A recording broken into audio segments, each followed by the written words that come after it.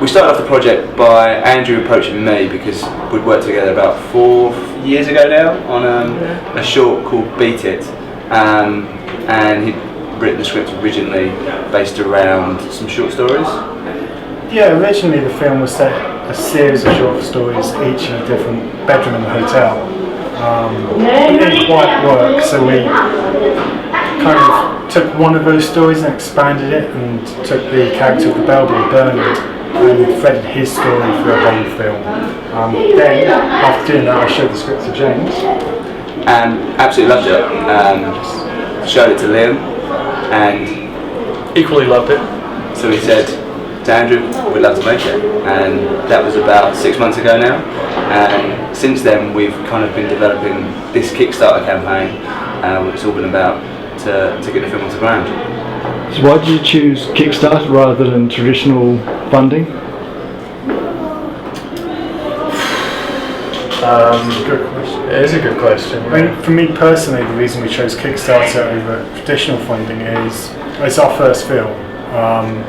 But also what I love about Kickstarter is it's a way to engage the audience and for the audience to create content that they want. You know, we take out the middleman essentially, and it has a whole community vibe about it, which I really like.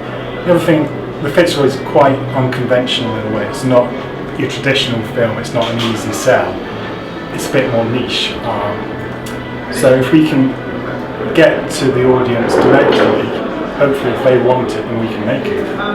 So you think it also gives you more creative independence over the film as well? No, completely. Yeah. Absolutely, yeah. We don't have to recut it or try and bend the script to fit a distributor, sales agent, or production companies. Well, that's just it. I mean, for us, none of us have made a feature film before. We've got a hell of a lot of experience in making video content. So if we were to bring a big investor on board, they'd probably want quite a strong say in how we do it, if we could even get that investor in the first place to back us in a, at a time when everyone's making horror films, comic book films. There's kind of quite bland content out there, we feel. So an original story with people who haven't got a huge amount of experience in that field, it's going to be difficult to find money. Yeah, it's a little untested, isn't it? Yeah.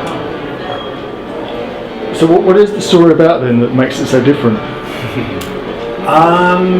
Okay, the story of the Fitzroy, in a nutshell, it's a comedy, black surreal comedy, set in an alternative post-apocalyptic 1950s. So the idea of the world in the film is an atom bomb's gone off, and we kind of pick that up 5 years afterwards. So most of the population of the world's been destroyed, and what is left is just kind of trying to continue on with what they see as a normal life.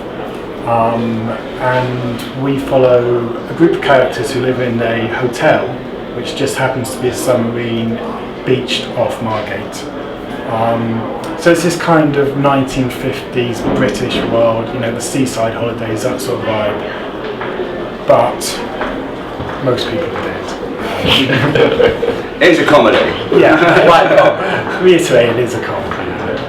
They've taken all the elements from what they can scavenge really and salvage. They've brought that onto the submarine and tried to make it more homely. So it's all those kind of period details in there. So how did you get hold of the submarine? That's a story in itself. Yeah, we James and I shot a 48-hour film there a couple of years ago called The Wyman, so check it out if you haven't seen it. For Sci-Fi London. For Sci-Fi London, yeah. And we just had the submarine lined up, so as 48-hour challenges go, you don't know anything else. So we had to fit this story and prop into it anyway. And then after like a week or so, Andrew shot his short film. Andrew actually recommended me to sub in the first place. Right, yeah. We should clarify this now. I didn't find that. It was walking down the beach right now, there was this submarine there. I was originally meant to shoot a short film there, told James about it, and he came in and shot his film there first. You were quite paranoid for a while, going to make your story as well, weren't you? Yeah, a little bit. Turns out there's quite a few stories you can do on a sub. Yes. So yeah, that's kind of where we all know about the sub from.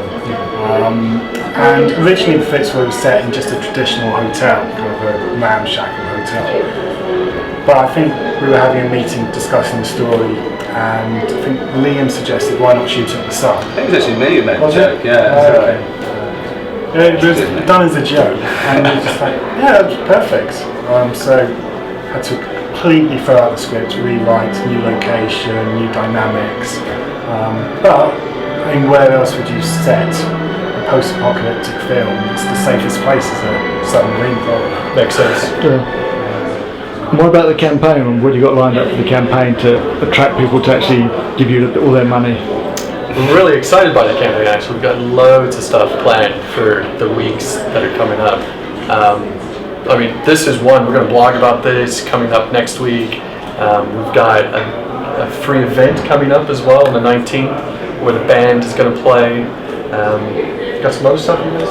Yeah, I mean, I think the most exciting thing from my point of view is just the rewards we've got. I mean, I think we've got some genuinely unique rewards that, I'd be surprised if a lot of filmmakers, if they're not just impressed by wanting to be involved with this film, they're actually going to want to be involved with some of the awards that Andrew tells you about.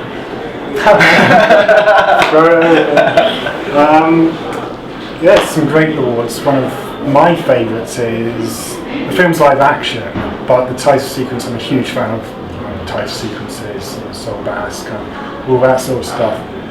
And the title sequence is going to be animated. And for a small donation, you can, we will cartoonisize you. Is that a word?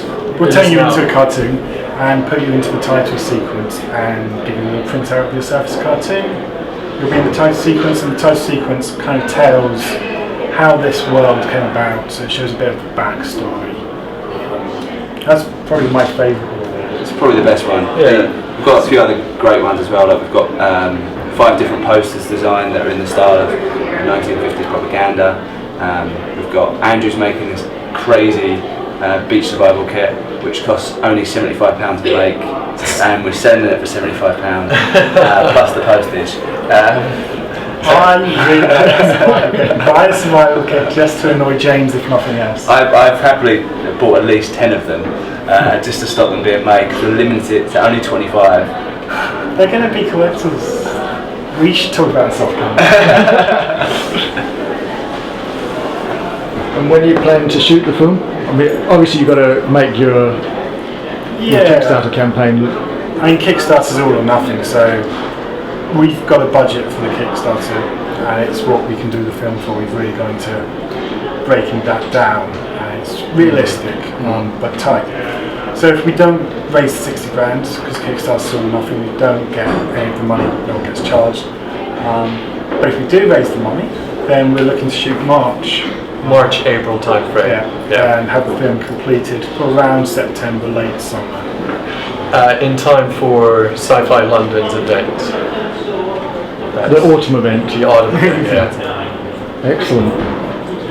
Well, good luck with it, guys. I hope you get the people to come into it. Great, yeah, thanks. So, www.thefitzroy.com/ks.